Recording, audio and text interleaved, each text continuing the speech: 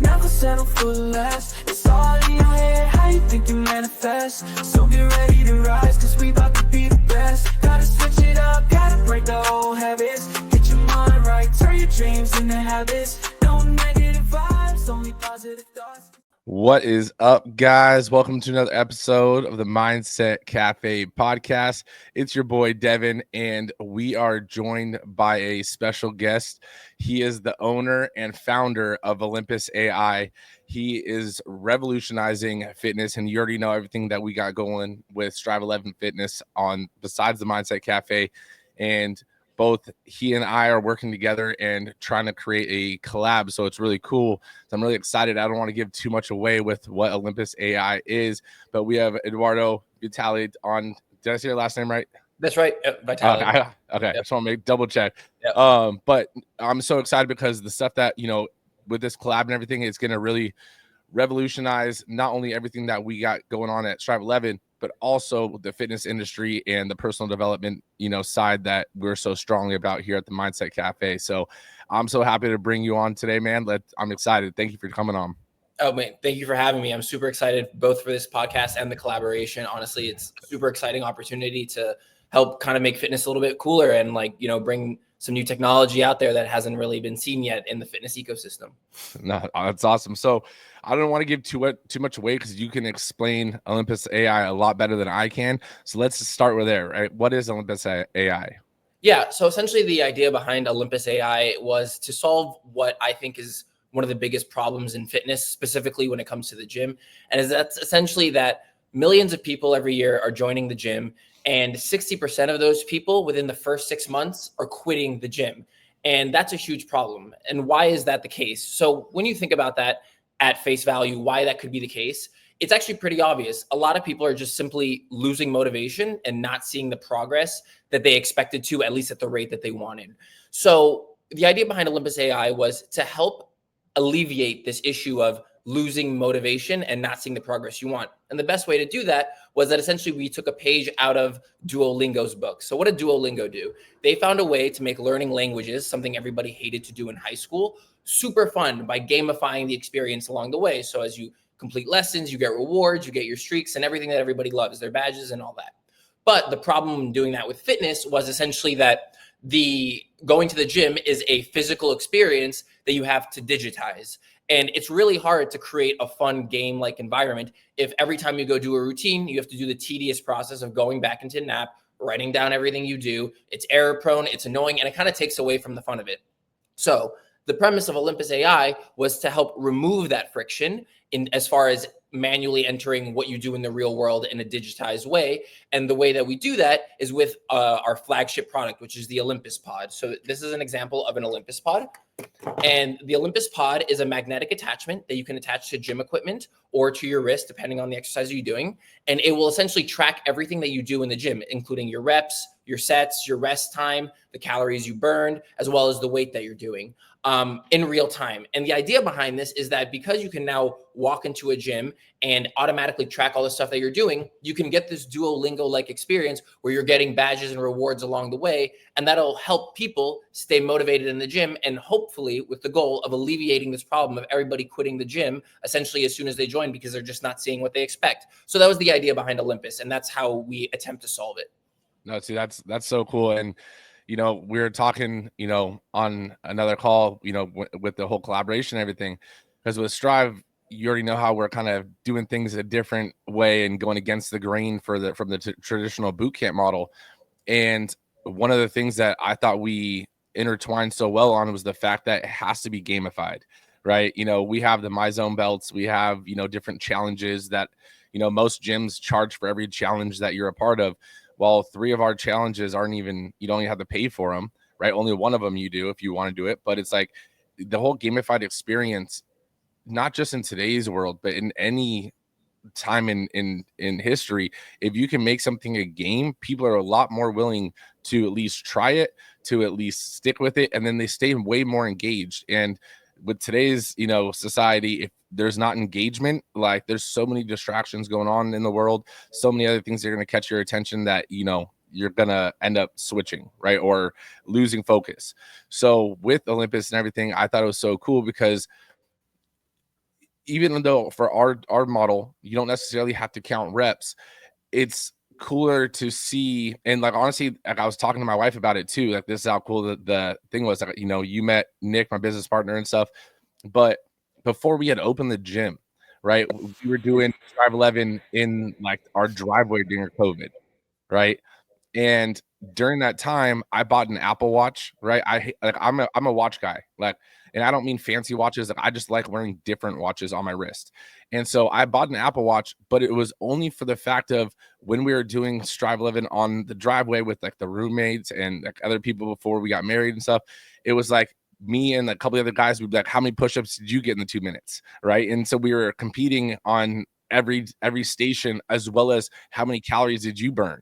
Right. You know, and that whole aspect makes it a lot more fun. And you're trying to push yourself to not only do better than you did the set before, but also, you know, maybe people around you. So it took me back to that moment before everything started getting as big as it is now. And I was like, this is the one thing I didn't even think about when we opened the gym, right? This is that one area that I was like, we're missing. And so with Olympus, I think it's so cool that now people can track their heart rates, track everything like that. And now it can be tailored to not just when they're working out in the gym, they can do it wherever they want because they have the Olympus app that basically has all the stations and everything already intertwined in it. I think it's so cool. So what was that first realization for you that gamifying fitness was going to be a unique concept? Yeah, actually, I know exactly when that was. So I'm Olympus AI is a startup, right? So as a startup, you kind of go through a lot of stages of the startup, and one of them is the incubator phase, where you're learning essentially how to run a startup as someone that's never done it before. So I did the Venture Miami incubator, and in that incubator program, they encourage us to test your product, because when you have anything that is going to be a startup, the idea is that you have to fail fast. So you have to test concepts super quickly to make sure that they're the right concept, because you don't want to spend 6 months developing something just to find out it hits market and the market doesn't want this, right? So that's what they taught us to do. So in the program, there was about 50 startups. They said, well, try and convince other people in the program to use your product. And if you can't find anyone out of these 50 startups and the people that work for them that's interested in your product, either you have a super niche market or you need to retailer your approach. So when I first started Olympus, the actual idea behind Olympus was it was supposed to be your ultimate workout log, the ultimate fitness tracker. And I thought on its own that would be something that the market would really be interested in, because that's what myself in particular was interested in. So I built this thing to automatically track the stuff that I do. And the story behind that was, like, for example, when I would do the bench press, I tried to do it with the goal of, I want to do 250 reps. Doesn't matter how much weight I do, I have to get through 250 reps. And I was just putting them on the calculator and I was forgetting where I was. And I was like, okay, well, I can fix this if I just attach something that automatically tracks this for me. I was like, okay, well, I've solved my problem. So then fast forward to the incubator, and I think I've solved this incredible problem. But then it turns out that the people who were most excited to try my product, because at the incubator, you would essentially pitch your product to everyone there and see who would be interested. And I had a ton of people interested, but not for the reasons I essentially expected. Everyone that came up to me that wanted an Olympus Pod were people who said, and this exact quote, and they weren't, talking with each other beforehand. So they independently arrived at this essentially same quote. They're like, this looks like so much fun. This is going to get me back into the gym. Or this looks like so much fun. This is going to make me consistent in the gym. This looks like so much fun. Insert whatever it is as far as maintaining a fitness routine. And it became clear to me that the Olympus Pod is a way to help people make the idea of going to the gym cool and techy. And then I can add this extra layer of gamification to it that will hook them. So that's kind of the idea. It's like, when you have a new piece of technology, people are super fascinated with it and they want to go try it out immediately. And you have to have a way to keep them around once they do that. Because essentially, if you're giving them their ultimate workout tracker, they're going to think it's cool for the 2 or 3 times that they go to the gym. But if they're quitting the gym, then the pod isn't doing its job. They're just still quitting the gym. So it transformed into this fact that essentially, if they're approaching my product as something that looks like fun rather than the ultimate workout tracker, then my app needs to be something fun rather than the ultimate workout tracker. So that's how I kind of arrived at this whole gamification idea. Because overarchingly, the premise of Olympus was not supposed to be directly to consumers. The long-term goal actually of Olympus is that it's supposed to be not a standalone app, but rather a service that gyms can simply subscribe to, where if you want to have an Olympus Pod live on all of your equipment in the gym, you simply pay as a gym $200 a month. We'll send you 100 Olympus Pods in your branding and logo. It just lives on your equipment. And then if your gym has an app, essentially we could just integrate our stuff into your app, and then all of your clients can just walk up to gym equipment, and we'll live in a world where all equipment, no matter how old it is, can just be transformed into smart equipment that you can automatically walk up to, and then it'll start tracking your routine.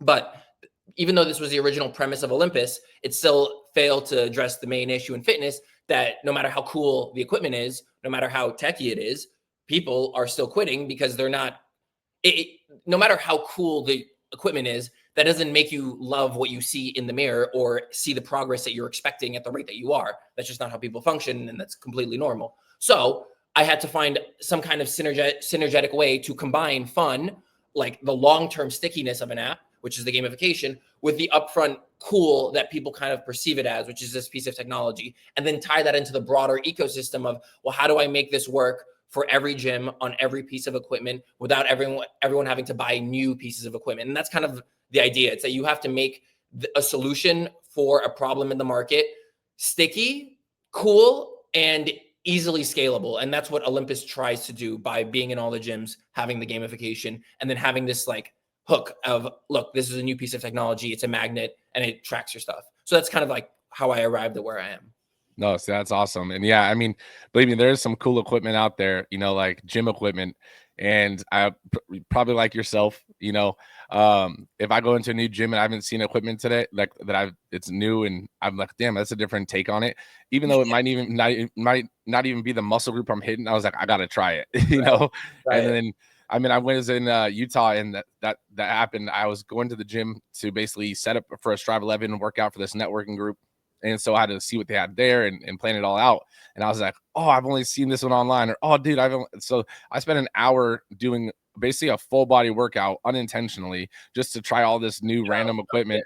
And then I was like, oh man, I didn't even set up anything for today's workout. So, but that doesn't happen for everyone, right? The whole aspect behind Olympus is cool because it's like, it takes the learning aspect, like Duolingo, like you said, and it intertwines the gamified experience. So like some of the samples that you were sending me, for the Strive 11 stuff, like it tells people too, or it can tell people too what they're doing, right? So it's not just like you can input your own exercises if you have your own routine and stuff like that. But the cool thing is, like, most people don't know what to do, right? And that's where I think a lot of the lost sheep happen, is because one, a personal trainer is expensive, right? As we both know. And that's why I strive, because it's like a boot camp trainer blended together. And so now with Olympus intertwined into that, it's taking that aspect and furthering it even more down the line. And I think that's what's so awesome about it. So with your background though, because I know not only are you the founder and the CEO, but you're also the creator and engineer of the app and stuff like that. So what's your background in all that? Like, how did you get interested in, becoming an engineer and an app, developer and all that kind of stuff? Yeah. So I guess it's maybe a little unconventional. Maybe it's more normal nowadays, but essentially I went to university for economics, and then I graduated and I got a job in finance, and I hated it. It wasn't very exciting because essentially, like, what I like to do is create. And in finance, you aren't really creating much. You have the opportunity to make a lot of money, but that's not very exciting if it's soulless. At least that was my point of view. So I decided that I would teach myself how to code. So after 6 months of this finance job, the latter 3 months of it, I was just spending every day going back home after work just to study coding. And then I got my first job. I worked for WeWork as an engineer. That was my first coding job after I left the finance role. And then iteratively from there, I was working throughout the years. Like, for example, the year following that, so this was 2019, I changed jobs 4 times to keep on up, because like I would just study every night to learn like the next skill level in, like, I guess, my engineering pursuit. So for example, like in data science, right, you essentially you can start as a data analyst, which is what I did, and then I went to become a data engineer, And then the next thing is a data scientist. So I would just iteratively be studying whatever was required for that next role. So right now, for example, I have a full-time job as a data scientist. But that's how I fund Olympus, aside from like the marginal revenue that we make. But essentially that's how I arrived there. So when it came to making Olympus, though, it was a little different because essentially what I do for a living is that I build AI for companies, right? And that has absolutely no overlap in building mobile apps and has absolutely no overlap in building physical hardware. So I had to, again, do the same thing where I taught myself how to do all the stuff on hardware. I bought the 3D printer, like for example, my 3D printer is right here, and I use this to like print out the prototypes and all that. And then I learned how to manufacture all this by hand myself so that essentially I could bootstrap the company. Because essentially, if you want to build a physical device like the toughest startups are ones that have physical hardware. That's generally known that's the hardest kind of startup to make because you're competing with tech giants really at that point, right? So it's like, how do I essentially beat someone like Fitbit? Well, I have to find a more niche market and I have to be less expensive. So that's how I approached this problem. And in order to be more niche, that's something you kind of just arrive at by like, doing your market research. But how do you be cheaper is that you have to build it on your own. So for example, if I wanted to contract out someone to build the equivalent of the Olympus Pod, that's like a $50,000 to $100,000 endeavor. Like you have to pay a studio to make all that stuff. And I just could not afford that. So I was like, I'm going to learn myself how to do it. Now, does that slow down the startup timeline? Yes. But at the same time, someone might take the route where they go try and raise a round of equity. They sell a portion of their company. Then they pay for a design studio to do whatever. They've lost equity. Let's say the design studio does not meet what they need. So now they own less of their company. They're out all this investor money and they've lost essentially. And I'm not recommending that everyone go build every aspect of their technology. I don't think that's necessarily feasible.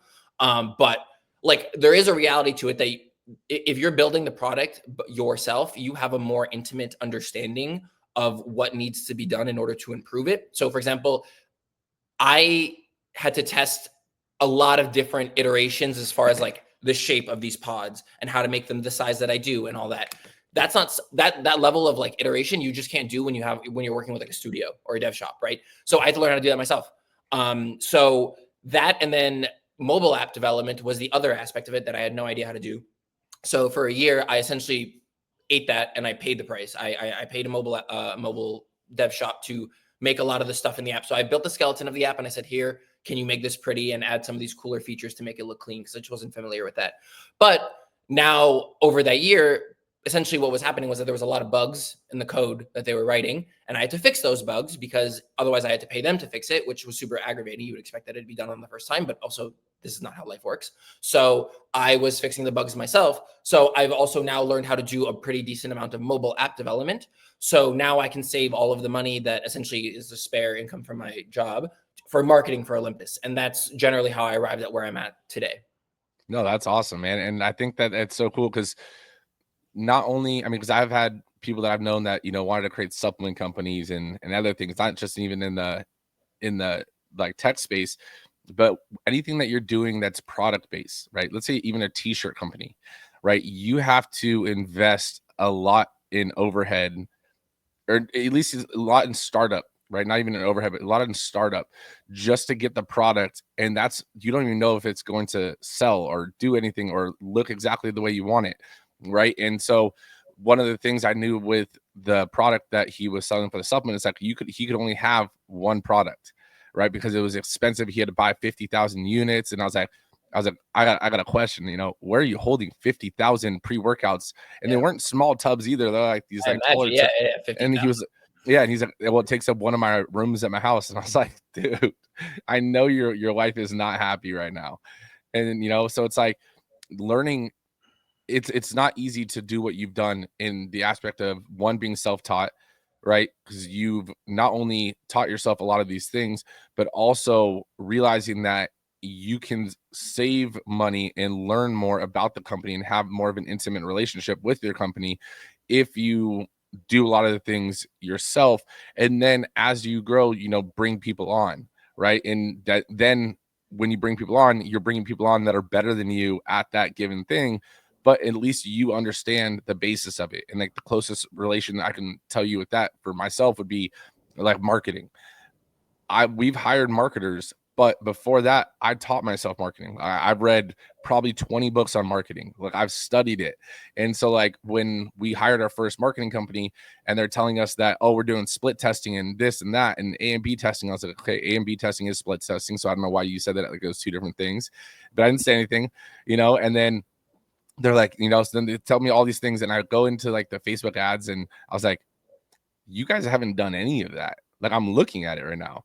And then, Yeah, it's you so know, annoying, I know. so now when you bring someone on your team or something and they're like, oh yeah, we're going to do this, this, and this, you could at any point oversee it and be like, no, you're not. Like you're just, twiddling your thumbs, right now and just telling me that it's taking a while. Right. So I think that's a really cool aspect that Yeah. you've taken, and to teach yourself things, it could be frustrating, right? It could be a lot harder than people anticipate. And that's what separates, the average from the good and the good from the great, right? That's where there's levels to this game. And so I wanted to ask, what are some of maybe the biggest lessons you've learned thus far about entrepreneurship from building Olympus AI? I would say that the biggest I learned my biggest lesson a few years ago, and it was essentially this. So I'm 28 now. I had the idea for Olympus AI at 24. My first iteration of Olympus AI, this is, I guess, the backstory. It was during COVID, and essentially I had gotten laid off from my job because everybody did, right? During COVID, I was working for a travel-based startup during COVID. So obviously that's a disaster. The company went out of business entirely. But essentially they gave me my severance and I had some savings and I put all of my money in the stock market, and the stock market popped off. And I was able to not have a job for 2 years, from 2020 to 2022 or 2021, right? So those 2 years, because I was blessed to have done well in the stock market because of the COVID market, right? So that's how that happened. So that's how I was able to start Olympus the first time around. But essentially, the problem was that I was 23 and I had a chip on my shoulder, and I wanted to prove to myself that I'm intelligent. That's essentially what I was trying to prove to myself, that I'm smart and that I could do anything. And that's not what you need to approach a business with. You can't approach it with hubris, like in a way that this is yours. You can't treat a business like it's like your self-actualization. You have to treat a business as something that needs to work and function beyond you. So essentially the problem was that because I was using Olympus as a medium to prove to myself how smart I felt I was trying to build everything on my own at first.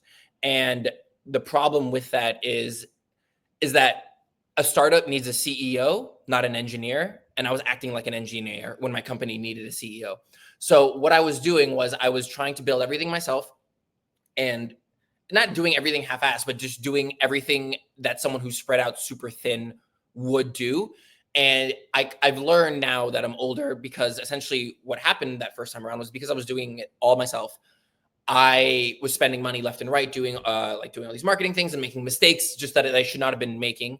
And essentially I had gotten one client in Miami, and they paid me $17,000 to set up the original version of Olympus, which was cameras. Now they're pods.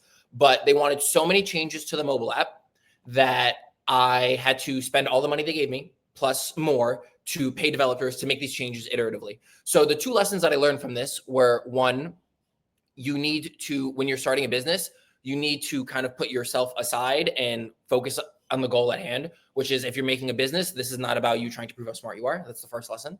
And then the second one is that if you have a client, that's important. Do everything you can to keep that client, but don't do it at the sacrifice of your business. And what I did was essentially I spent all my money on changing this mobile app because I didn't know how to do it myself at the time.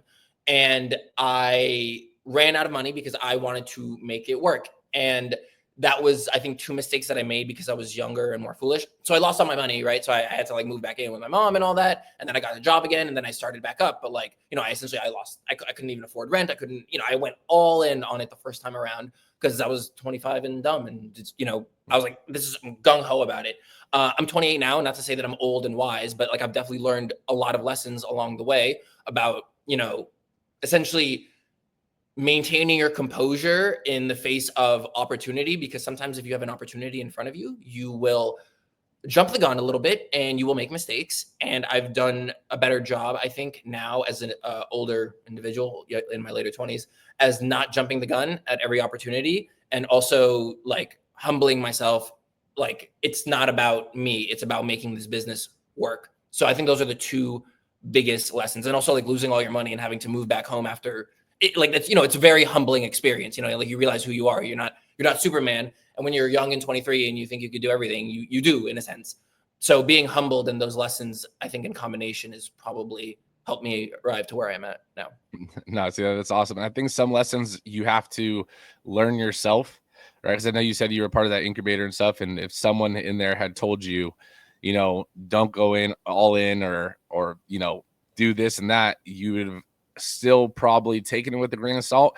But at least I could speak from personal experience that, sometimes us creatives are like, it'll work, we'll figure out a way, it'll work. And that's something that I think that's a huge lesson that you learned. And I feel like most people do have to learn it that hard way, where it's like, you can't adapt your business to a person. You also have to realize sometimes you have to fire, even if it is your best client, to make sure that you stay online with your goal. Yeah. And it's a hard thing to do. But at the end of the day, like, the best way I can describe it is like, your business isn't going to be for everyone. And that's okay, right? Like, you have to realize that you have a market and you have a clientele that you're going to resonate with. And then you do have clients that you will not resonate with. Like, Strive 11 does not resonate with powerlifters, right? It just doesn't, unless they're trying to do conditioning and stuff like that in between. Like, we're not a powerlifting gym. Yep. Right. Yep. If you want to do bodybuilding, like, we can help you with the cutting aspect, but we're not going to be blowing you up and, talking about gear and all the other stuff. Like, that's just not our gym. Right. So you have to realize where you're at, who your quote unquote blue ocean is, and really stick with that. So I think that's awesome that you did learn it. I mean, believe me, we're not too different in our life paths. 24 is right around the time I started having the ideas for Strive 11, testing it out and all that kind of stuff. And then I think it was 28 actually when I really started like diving into the model. And then like by 29, we opened up the gym. So we're very, very similar on that path, right? Cool. Yeah.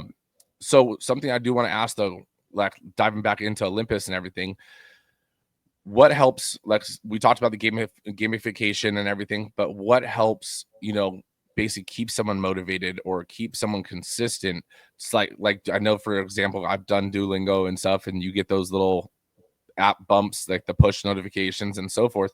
But what really keeps someone motivated or consistent with Olympus? So essentially, the idea behind what keeps people motivated is that there's this, it's like essentially an economic theory, or like behavioral economics, which everyone is very familiar with this if you've ever even been to a casino.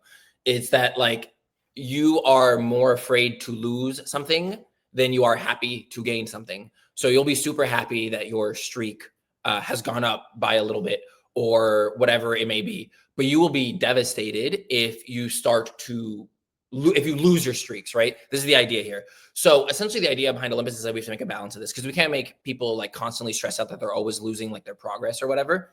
But you have to find a way to essentially balance showing people that they have made progress while also keeping them consistent, to say that if you are not consistent, you will lose said progress. So the way that Olympus does that is essentially, of course, with a streak counter.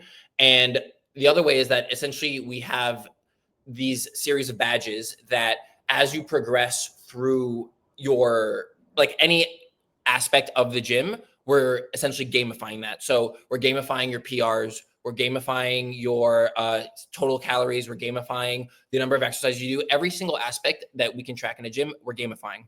And the idea is that essentially that you can lose your progress towards your goal if you're not consistent towards it. So for example, this is a feature that I was debating adding to the app or not, but I think essentially this would help put a little bit of fire under people and help keep them consistent, is that in Duolingo, if you don't touch Duolingo for a month, you actually keep all your rewards and all that. And then you can kind of like hop back on the lesson.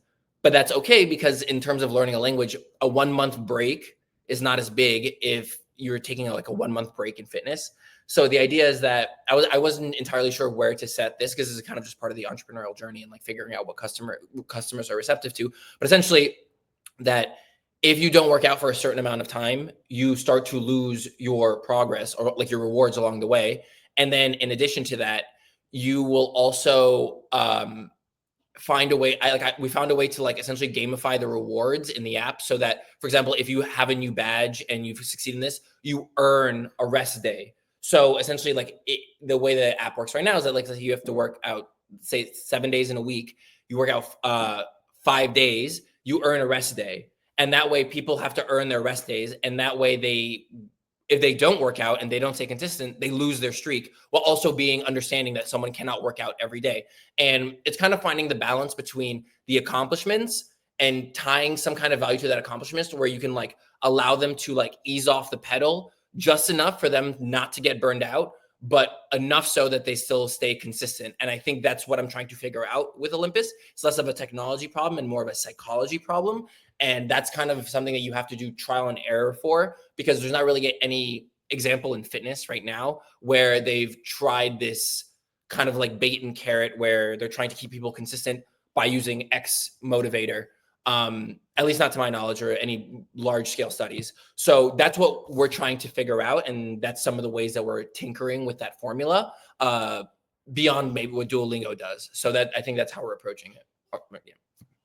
No, I mean, that's awesome. And I, as you said that, I have a couple ideas we'll talk about afterwards. But, and you might already be doing them, but you know, it kind of answering into those questions. And it also, I wanted to see, it reminded me of a question that I had, you know, after our last conversation. So, you know, I don't want to put it on the air and then, you know, it not be something, or it be something, but keep it under wraps, so that, you know, if it is something that we can drop it as the collab drops. But with that, like, I want to intertwine it into the other aspects, right? Because let's say, like you said, not everyone can work out, you know, 7 days in a week, right? So I think earning a rest day and that stuff, similar to like Duolingo has their freezes, right? Exactly. And so I think that's really important. Are you, or I know you are, but I want to kind of explain that a little bit more to people too. Like, when you're talking about working out 7 days in a week, right? If you are working out, let's say 7 days in a week, because you do need a rest day. But I think people have the misconception with rest days as like just a couch and potato day, where they're just literally sitting there not doing anything, versus your rest day could still be a physically active day, maybe going on a hike or doing something else of that nature. Now, does Olympus AI really track any of those kind of things? Because I know something that you sent me or told me, you know, right, the video and stuff that you're trying to create where they can snap a picture. So yeah, switching up, like, let's say someone's normal workout is weightlifting, right? And then their quote unquote rest day, or let's say they don't want to work out 7 days in a week, and on their 5th day, they want to just do cardio. That's okay. That technically is still a rest day from weightlifting, right? So what is that aspect in how you're integrating AI into Olympus? Yeah, that brings up a great point. So yeah, essentially, so I guess I'll explain the feature first, and then I guess I'll explain how that maybe ties in, because I'm also like figuring out how it ties into the psychology too. But essentially, right now, in Olympus, I'm almost done integrating this into the app, is that right now a lot of people, they go to a lot of people that were asking about the Olympus Pod and what it could do, they were like, well, does it work for cardio? And it didn't, right? Because essentially it's a movement tracker, and it tracks your reps and sets. So I needed to figure out a way how to incorporate cardio into the app, because this is a fundamental part of a lot of people's fitness. For some people, it's their entirety of their fitness, right? So how did I do that? Essentially, the idea now is that Olympus, for cardio equipment, you can just snap a photo of what you did on the treadmill, elliptical, stationary bike, or Stairmaster, and the photo will be analyzed by Olympus AI, and our AI is called Zeus. And Zeus will just figure out the number of steps you did, the duration, the distance, and the calories, and it'll save that to your phone automatically. That way you don't have to have a separate app. You could just snap the photo and you don't have to enter it manually. And this allows people to now add this component of their workout that is cardio. So for example, it won't work like if you're like going for a run, like outdoors and all that, because essentially there's other ways to track that, which eventually will integrate into the app. But as far as like trying to like dominate the fitness space inside a gym, the cardio equipment is a huge portion of people's workouts. So by snapping this photo, you can now track all of your stuff in that regard. Did that answer the question? No, yeah, definitely. So, and I think that it could possibly even still work like that too. If someone did go on a run outside without having to integrate straight into another app, like if someone just snapped a picture of their Apple Watch or something like that still has the breakdowns. They could totally do that too. Yeah. 100%. Right. So I thought that was super cool too, is like already having like, because now let's say if you're like, man, well, my schedule is only weightlifting 3 days, then cardio, then 3 days or so forth. It's like, that's fine. Like, you could snap a picture and have it read and basically still count as a workout day, and also have Olympus, tracking those cardio days. Like, look, last time you only ran a mile, this time. Right. So right now, the minimum that I'm using in Olympus for a workout day is that you have to have done at least one exercise for 30 minutes. So in theory, this cardio would totally constitute an exercise. So like they wouldn't, as far as I'm approaching it to the market, maybe the market will react differently. I would give them the streak for that day. If they're going to do a run for 30 minutes, I count that as being physically active. You know what I mean? So I would give it to them. It's like, if you really don't do anything, which is okay. Like, at some days you're exhausted, or your schedule just doesn't allow for it. I think you should be able to get a pass. And that's more the idea behind it. Not like purposely, like, I'm going to turn into a potato today. You know what I mean? Like, right. No, that's where I was going with it. Like, if let's say if you wanted to work out 2 days, then have just a cardio day, but you're worried about your streak ending, I was like, this is a way to, like, you're still working out, so it's still going towards the streak. And then you could also see those logs and stuff like that. So when next time you do go for a run on your quote unquote cardio day, you can see what it was and try to beat your last one. So basically gamifying the experience. So I think that's super cool, man. And honestly, I'm really excited to do a lot of the stuff that we're going to do together, because I know we'll work it out and we'll make it fit and stuff. And I did see a lot of the stuff that you had sent me over, and it's already looking really cool. So I'm excited. But before we do wrap up, and before we do where people can find you and stuff at, I want to ask you basically one question, right? And the question is, this is Eduardo's legacy wall, right? It's not a tombstone, it's a legacy wall. On this legacy wall, you can leave any message. It could be for coders, it could be for entrepreneurs, it could just be for, the up and coming generations. But what would that one lasting message be that you've learned along your journey? I would say,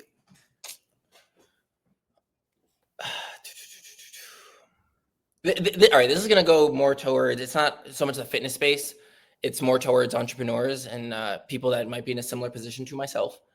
When you are starting a company and you're jumping into the deep end and you're very scared of what's to come and you don't know what's going to come, I have found that true ambition is almost like a mental illness. It wakes up with you every morning, like essentially like a depression does. You cannot get rid of it. And it eats away at you during the day like anxiety does. And you're not wrong for feeling that way. You're not on the wrong path for feeling these things. It's your ability to work through them that will determine your success. And it's okay to be open and vulnerable with people when you are going through these things, because it will feel lonely a lot. You will feel like other people don't understand what it is that you're going through. And they're not going to understand why you might be feeling the things that you do. And that's okay. A lot of us feel that way, but that's okay, because at the end of the day, no one else is going to make your dreams come true except for you. So work through those things. Know you're not alone in them, and know that that doesn't mean you're on the wrong path. It probably means that you're on the right path. 100%. And I think that's so true. And as entrepreneurs in general, like, it can be a lonely journey if you make it, right?